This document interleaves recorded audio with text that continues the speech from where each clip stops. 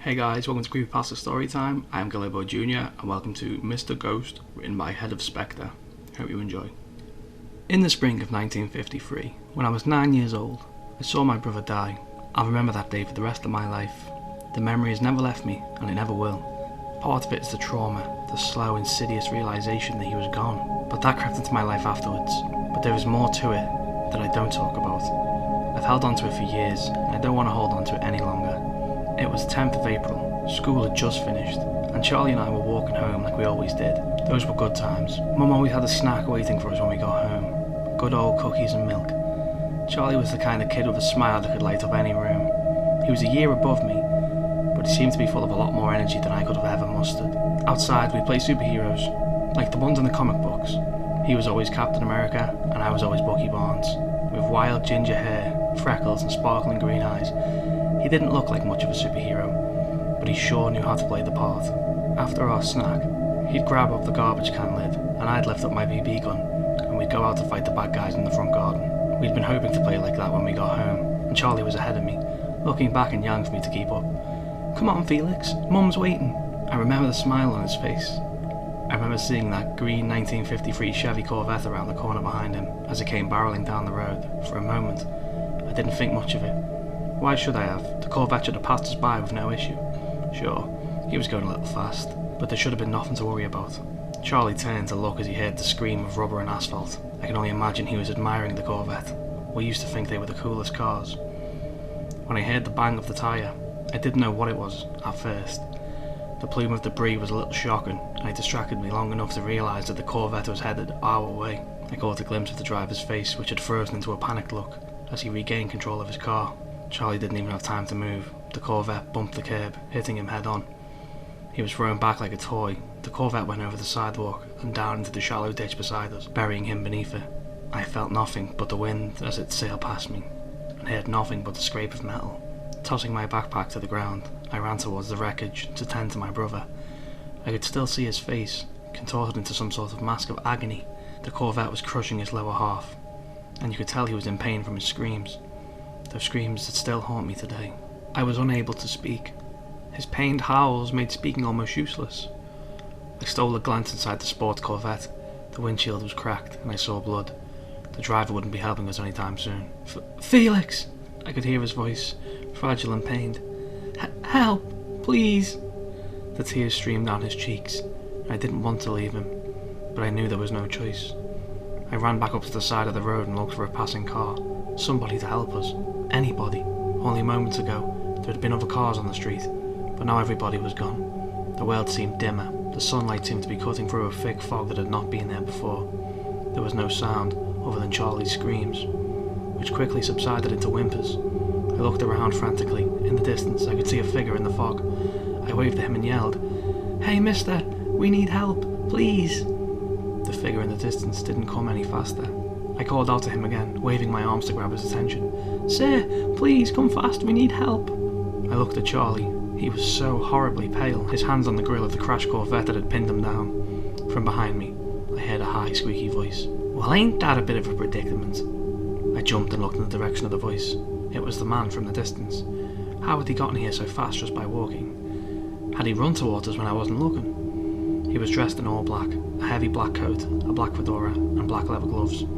He looked like a businessman, on his way home from work. "Sir," I said, my voice shaking, "please, we need to call somebody, a hospital, ambulance, something." He laughed. It was such a carefree sound, and it filled me with rage. How could he laugh in a moment like this? "My dear boy, a hospital won't save your friend now. Oh no, I'm afraid he's a little too injured for that." "What do you mean?" I asked, panicked. "Well, your friend's going to die, I'm afraid," the man said. "But that's why I'm here." He extended a gloved hand towards me. I didn't shake it. All I could do was stare at him. When I didn't move, he patted my shoulder and brushed past me, making his way down the ditch and towards the car, moving casually, as if Charlie's cry for help meant nothing to him. I didn't have the capacity to speak, trying to process all that the man had said. I wasn't sure if this man was insane or sincere. He knelt down beside my brother. His smile was carefree and infectious. "Don't worry, dear boy," he said, caressing Charlie's forehead, and just like that, he stopped his shrieks. His His body went limp, and he almost let out a relaxing sigh.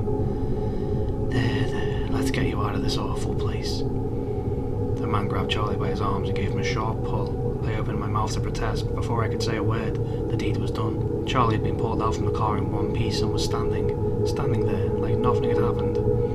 I called his name and reached out to hug him, but the man stood between us, blocking my way. I can't allow that, he warned me. I'm sorry. Why not? I begged. His expression turned solemn. You aren't supposed to be here. My work isn't exactly for prying eyes, but here you are all the same. I don't question the why of it these days. Sometimes these things just are, and there's a purpose in everything. Besides, I really don't mind the company, but I can't allow you to touch him. He's no longer of your world. Charlie didn't say anything to me. He didn't even look at me.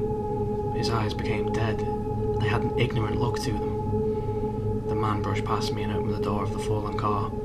He thrust his hand in and pulled the driver from the seat. He was only a teenager, but I was horrified when I saw him. His neck was bent at an impossible angle. I could see his bones pressed against the skin. His neck must have been broken. He shouldn't have been alive. The man remained indifferent to the seemingly fatal wound on the driver, and simply placed his hands on his cheeks, and with a sudden movement, jerked his head back into place. There was a sickening crack.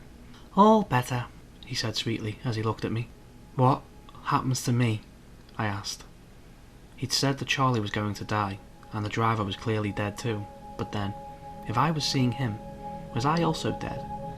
Was he going to hurt me for seeing him? Whatever exactly he was. Oh, I'm not going to hurt you. You're very much alive, Felix, he said, and offered a warm smile. I hadn't said anything to him. How did he know what I was thinking? I was too stunned to speak. Very rarely do humans see me. They don't want to see me, and what I do. What do you do? I asked, my voice shaking. It was just one of a million questions that I had for him. Well, I'm something of a chauffeur, he said. I pick people up and I drop them off. I'll be picking you up one day too. How do you know my name? I stammered. He didn't reply. He smiled and he took the hands of both Charlie and the teenager. Don't you worry about that. That won't be for a while. For now, I've got to run. I'm a very busy man, you know. With that, he led both Charlie and the driver back up the road. A black car was waiting there. It wasn't there before.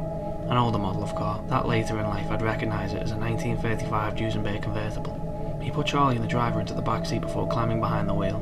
The last I saw of him was a friendly wave he gave me before he drove off. That was it. I sat down on the grass, my back to the car, and I started to cry. I looked down at where Charlie had been, and to my surprise, he was there. But he wasn't screaming. He wasn't even moving. He was just lay there, pinned beneath the vehicle, with his eyes staring vacantly up at the sky. I was still in the ditch when the police came, and when they took Charlie away, I remember watching them take the driver out of the car too. His neck was broken in the exact same way it had been when the man taken him out, but nobody just cracked his head back into place this time. The wound was fatal as I thought. I had no idea what I'd witnessed until later. Even today I'm still not sure. Every now and then I'll be driving down the road, and I'll see a car accident. Parked right beside the police car is a black Duesenberg convertible. I don't think that anybody else sees it. Once, I saw the same gaunt man, and I swear he looked at me, and he winked. I've taken to referring him as Mr. Ghost. It's the only name that seems to fit this man. On the streets, sometimes, I'll see his car driving past.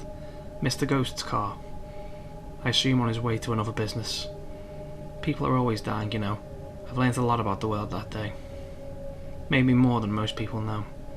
I learned the methods of death, but every day I wake up and I'm thankful that I'm not seeing him standing over my bed, hand extended, with that carefree grin on his face.